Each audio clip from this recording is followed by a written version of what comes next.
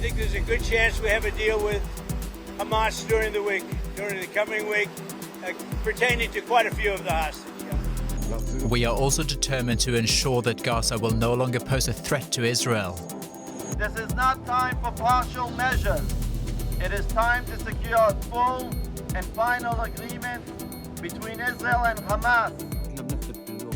We're losing young people, families and children every day, and this must stop now. Enough blood has been shed, enough destruction and displacement of our people. And to our viewers watching on PBS in the United States and to all of you around the world, welcome. We begin the day with the high-stakes push for an end to fighting in Gaza.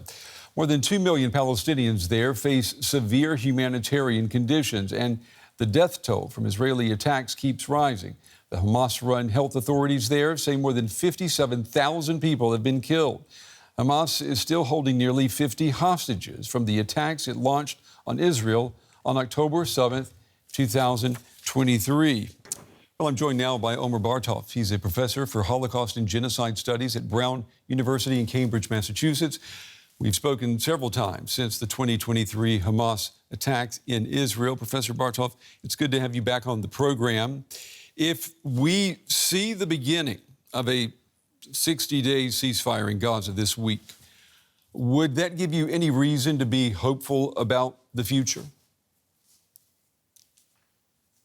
Well, look, I mean, I think it would be wonderful if we had a ceasefire simply because of the horrendous daily killing that is going on in Gaza and the fact that there's still apparently 20 live hostages there.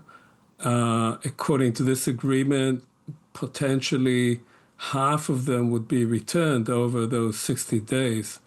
But I'm not very optimistic as to the future beyond that, not least because it appears that the agreement releases only half of the hostages and that Netanyahu is doing his best to make sure that he could resume the fighting after that.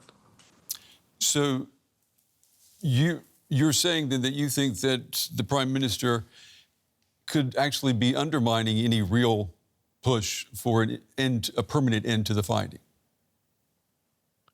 Prime Minister Netanyahu has been undermining any push for an end to the fighting at least since May 2024, when he officially, according to President Biden at the time, had agreed on an arrangement that would bring about the release of all the hostages and the end of the fighting. And he torpedoed that, and he has been doing that ever since. So the only hope we have is that President Trump would put enough pressure on Netanyahu to finally put an end to the fighting there as a first stage toward some kind of resolution, political resolution of this entire conflict. I want to ask you about the U.S. and President Trump in just a moment, but I want to ask you, though, about what we continue to hear from Prime Minister Netanyahu, saying that the elimination of Hamas remains a war goal. I mean, given what happened on October 7th, 2023, I mean, that remains a legitimate goal, does it not? Yes, of course. But what does it mean to eliminate Hamas? That is the question. What Netanyahu has refused consistently to say is what is the alternative to Hamas? Who is going to rule Gaza? And in fact, there was just reportedly a cabinet meeting in which this was discussed. There was a row between the new chief of staff, Eyal Zamir, and other members of the cabinet, including Minister Smotrich and Netanyahu, over this issue, because the prime minister refuses to provide an alternative to Hamas. In many ways, Hamas for Netanyahu, despite what he says, is an asset. Because once there is an alternative, another Palestinian alternative, then one can speak about a political resolution. And so he's trying to postpone it as long as he can. The Israeli government says that it does its utmost to avoid civilian casualties while fighting an enemy which uses civilians as shields. Is that an argument that, in your opinion, is as valid today as it was 18 months ago? Absolutely not. It's absolutely not true. And not only that, to say that there is fighting, that there's a war going on in Gaza itself, as a misnomer. There is no war. There are a few guerrilla units that come out every once in a while and fire an RPG rocket or shoot some sniper fire, but there is no real fighting. And the IDF is saying it itself. It's admitting that.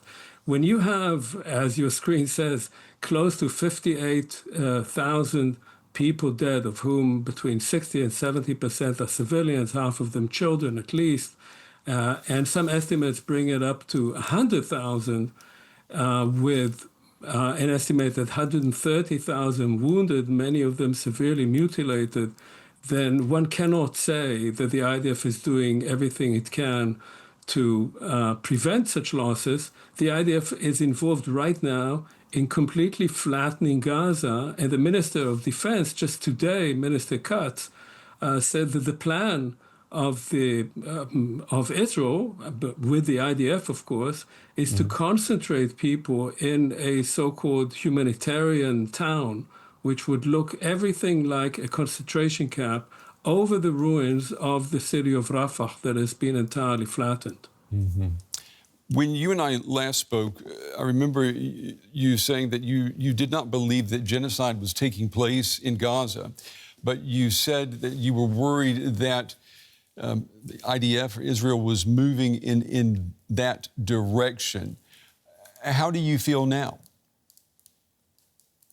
Well, I concluded already, and I wrote about it in the summer of 2024, that what the IDF was involved in was a genocidal operation whose goal was to make Gaza entirely unlivable for its population, to destroy not only Hamas holdouts, but to destroy everything: universities, schools, museums, hospitals, mosques, so as to not only make it impossible for the population to live there, but also to make it impossible for it to reconstitute its identity if ever that war ended, and to create conditions which have been created now, which are so dire, are so terrible, that if people had some place to go to, they would go. It's just that they have no place to go to. So an operation that might have had the goal of ethnic cleansing, of moving the population out, becomes genocidal because they have no place to go to.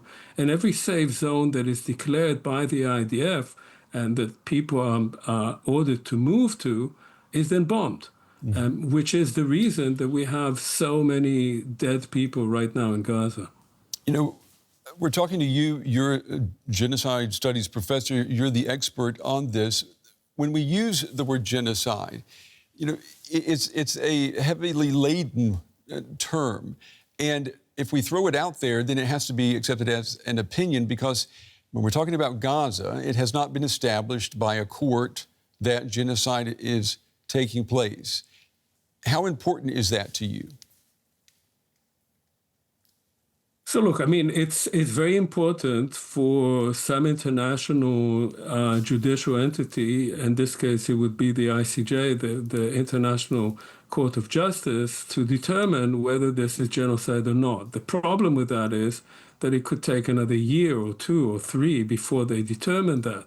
And meanwhile, there are events happening on the ground. And so people like me and other observers, including politicians, have to determine to the best of their ability whether this is genocide according to the only definition of genocide that matters, which is the definition given in the UN resolution of 1948. And that definition calls to show that actions are being carried out with the intent of destroying a particular group as such, in whole or in part.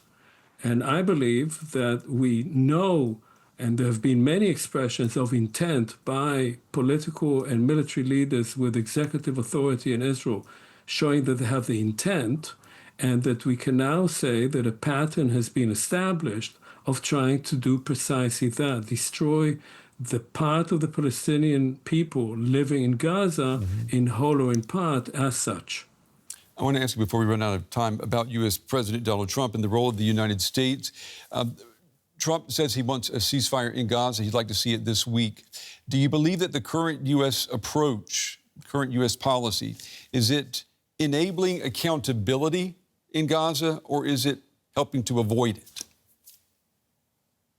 Well, it's certainly not enabling accountability. I hope that for his own reasons, Trump at least is trying to put a stop, even if temporary, to the fighting. And any stop to the fighting and the killing is good. But accountability, no. In fact, President Trump became involved in the Israeli judicial system by saying that, to his mind, the witch hunt against Netanyahu by the Israeli judicial authority should stop. And so that Netanyahu should be let go for his own trial of serious corruption, because this gets in the way of his dealing with the crisis in Gaza. Yeah. So no, I don't think it's a matter of accountability. Okay. Professor Bartov, as always, we appreciate you taking the time to talk with us. We appreciate your valuable insights as well. Thank you. Thank you very much.